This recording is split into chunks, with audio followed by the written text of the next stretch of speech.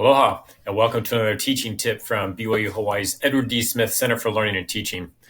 In today's tip, I'm going to tell you another change that I've made to my own teaching since joining the Center for Learning and Teaching. And this tip, this concept, is forward-looking assessment. And before I explain what that is, let me just say, if you are concerned about the assessments you're giving in class and possible student cheating on those assessments, this might be this idea of forward-looking assessment might be helpful for addressing that issue in fall semester when everything's online. So here it is. Let me explain it to you. Forward-looking assessment is assessment that takes students out of the class and puts them beyond graduation in a situation where they will have to use the things that they've already learned in your class. So you're testing them in real-world situations that are forward in time rather than backward in time. Backward-looking assessment is assessment that simply looks back to what you've already done in class, and it doesn't leave the classroom. The question types are kind of contained within the class, but forward-looking assessment puts students outside of the class. So with that idea, let me give you some examples. So here's some examples from my own class, okay? Actually, we're going to start on this one right here. Okay, so this is from an Introduction to TESOL class, and here's one question, and this is a backwards-looking assessment question. I'm going to show you a few from these tests, okay? The first one right here, explain why controlling politeness can be difficult in English.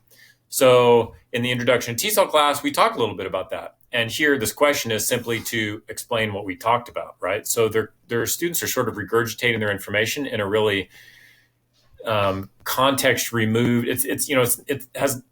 The context has nothing to do with English language teaching, right? They're just demonstrating their knowledge. Here's another backwards looking question. Describe 3 things that a TESOL teacher can do to motivate students. So motivation is a key concept in language learning. And teachers have to be able to motivate their students in order to increase their students' language proficiency. So this is an important idea, and we talked about it a lot in class. And this question is good because students are describing what they would do. So it is an application question, but it still provides this context that keeps them within the boundaries of our own class, right? It doesn't push them forward to imagine how they would use this information and these skills in a realistic situation. Let me give you one more example of a backward-looking task here. Assessment task. Explain 2 ways in which a TESOL teacher can cultivate learner autonomy in their students. So self-regulated learning, working on your own. These are all also very important skills for people to acquire in order to improve their language proficiency. And we talk about how to support students in doing that in this Introduction to TESOL class. And again, in this question, this is good. They're explaining what they've learned about it, but this is very backwards looking. So now let me give you a forward-looking assessment task. This question also comes from Introduction to TESOL. Same class, different semester after I've already kind of worked through my struggles and learned about this forward-looking assessment and realizing how important this was for my own students and my own teaching. Okay, so here's the question. Using what you have learned about TESOL, how would you react to this situation? You are teaching a business English class for the employees at an international company. A student in your class asks you for help with his pronunciation.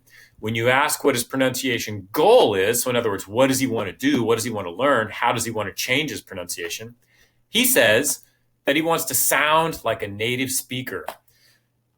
What would you say to this student? So that's the question. Now, the interesting thing about this question is I have had this exact experience countless times, countless times. And even from TESOL students, after we've talked about this idea of intelligibility and pronunciation, TESOL students still say, I want to sound like a native speaker. These concepts go well beyond, maybe I didn't explain that. So the key to answering this question is intelligibility.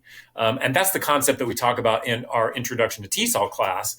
And in order to effectively answer this question, you have to know about that concept and you have to be able to explain it to a student.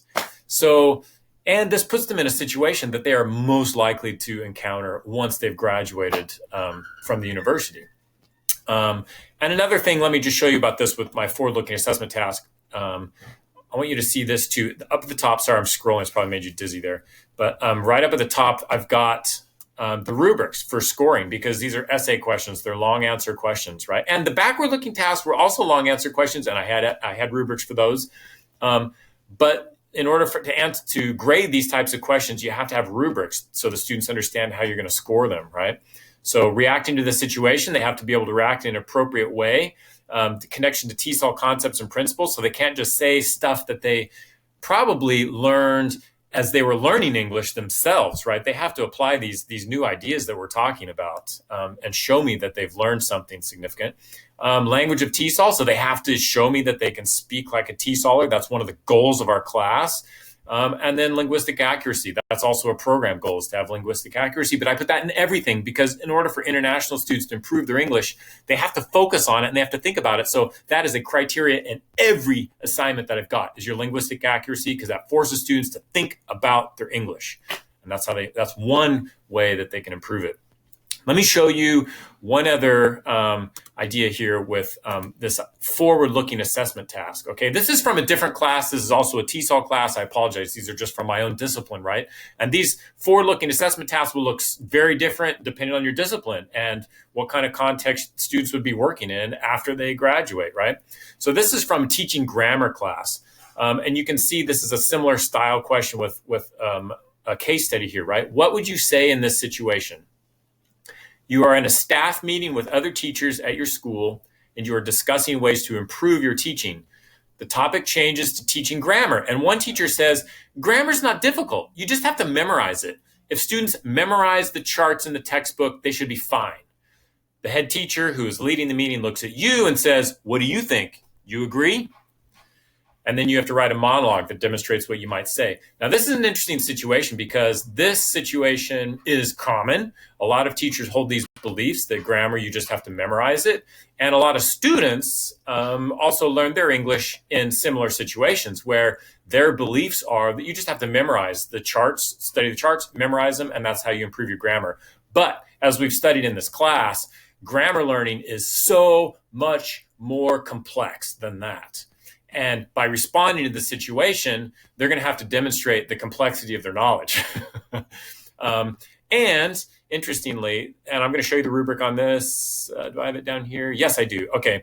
So they have to explain their knowledge of the situation. So demonstrate that they've learned that grammar learning is much more sophisticated than that. And here they've got to be tactful. So I tell them, you're responding to your colleagues. So you have to say something in a way where they're going to colleagues are still going to want to talk to you, right? You can't be rude or disrespectful. So their answer has to demonstrate that.